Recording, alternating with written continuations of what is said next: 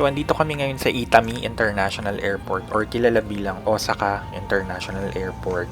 So, nag-take na kami ng plane going to Tokyo kasi mas mabilis, around 20 to 30 minutes nag-arrive kami agad sa Tokyo. Compare sa Shinkansen na probably around 2.5 hours yung biyahe sa tren. And compare naman sa prices, may nakuha kasi kaming sale na ticket sa ANA. So, kinuha na namin siya. And aside from that, gusto rin namin makita yung service ng ANA or ANA. Which is hindi disappointing, guys. Ang ganda. Napaka-efficient ng mga Japanese. Time-wise, and even yung mga pasahero talagang sobrang behave ng mga passengers. Walang unruly or nagre-reklamo. Talagang Japanese efficiency talaga. Right from paglagay nila ng bag sa cabin hanggang sa pag-upo. As in, ang bilis lang nung pag-boarding namin kasi almost lahat ng pasahero na nandito hapon yung nakasama namin. Halos wala masyadong turista. I think because of nag-Shinkansen na lang din kasi yung mga tourists para sa experience. Ayun.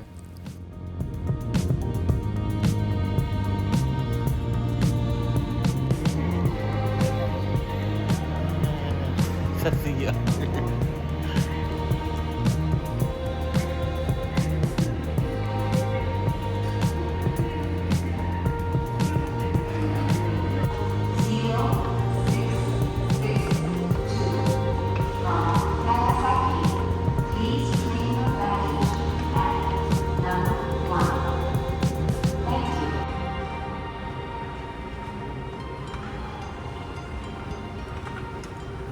And pagdating nga namin sa Narita International Airport, dumiretso na kami sa KC Skyliner para sumakay papunta ng Nippori Station.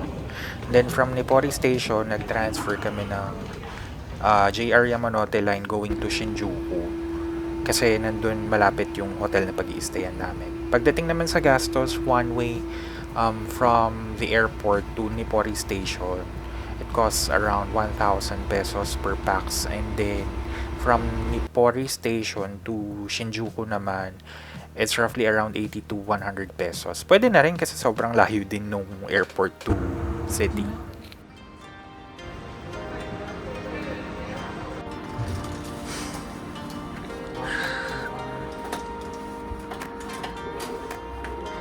This is La Jante. La Jante.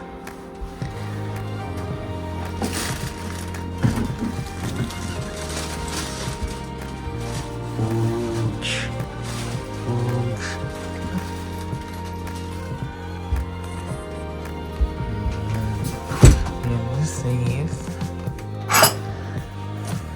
Cups and the mini fridge. Yeah.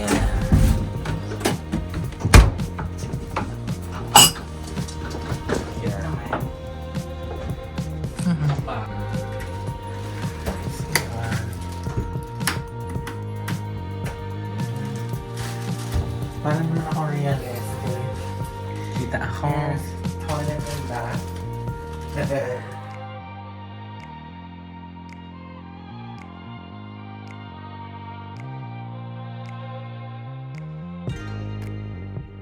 Then we went to Shimokitazawa. Dito makikita yung magagandang thrift stores around Tokyo. Kaso wala naman kami masyado nakita, so ayun, kumain na lang kami. And surprisingly, may nakita kaming mas masarap kesa sa Koko Ichibanya. Pangalan niya Itokori. Ito siya. Sobrang sarap. Ang taas din ng review niya sa Google, so goods naman.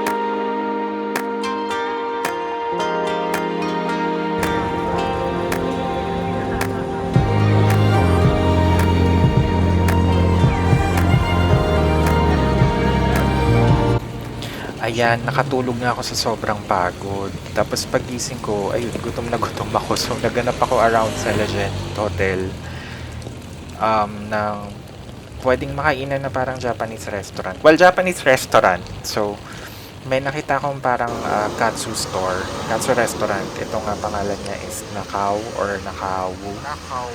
Ang cute lang ng store kasi pag order ka, kailangan dun ka na o-order sa kiosk. So, isusuksok mo na yung pera mo dun na cash or credit card. Diyan. Tapos, pipiliin mo na kung ano gusto mo. Self-explanatory naman, so hindi nyo kailangang matakot sa mga ganitong klaseng restaurant kasi parang built siya for mga introverts. And kagaya niya ni Kuya Naka-Gray, pumili siya ng gusto niyang kainin. So, walang pakialaman dito. So, after noon, ibibigay mo lang yung paper slip dun sa staff. Tapos, lulutuin na nila yung food choice mo. So far, okay naman yung mga restaurants na nakainan namin dito sa Japan. Di mo naman kasi kailangan na Michelin star rated yung restaurant eh. Actually, kung maraming hapon na kumakain sa isang lugar, ibig sabihin masarap yung pagkain. So, ayun. Pro tip.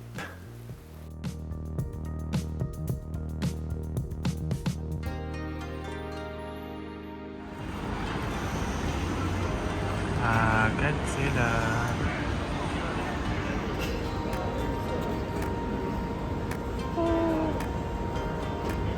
Asan ba tayo?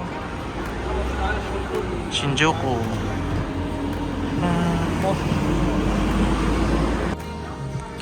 Okay, we found another hidden gem. Hidden gem ito. Let's see. So, these are their menu. Ordered pancake.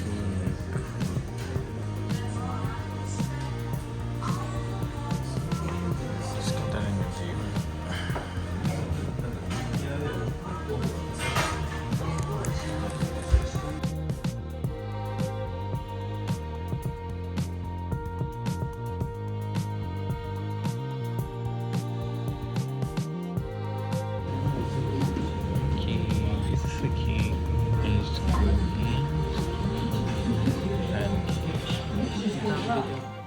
Our next stop is at Roppongi Hill. So, andito yung mga statue ni Doraemon. So, yung mga laking 90s dyan, kaway-kaway. Libre lang naman dito. So, walang bayad. Ayun lang, maraming tao, maraming nagpapapicture kay Doraemon. So, kayo na dumiskarte kung paano nyo masasolo yung mga statue. Pero kalat yan, sa buong Roku Plaza, napakaraming Doraemon statues. Iba-ibang variants ng Doraemon. Ayan, enjoy naman for kids, tsaka kids at heart.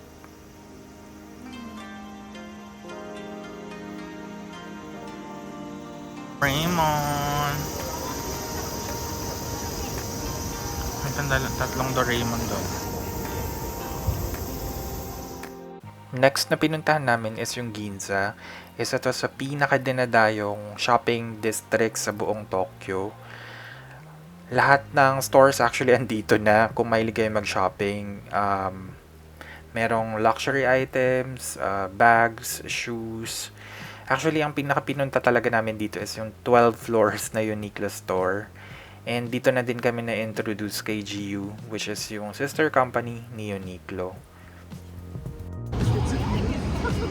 Uniqlo, we're going there. Well, aside from that, napakaraming discounted shops dito sa Ginza and limited edition pieces, especially sa sapatos, sa bags, tsaka sa damit. So, if mahilig kayo mag-shopping, Ginza is the place to be. So, yarn, enjoy.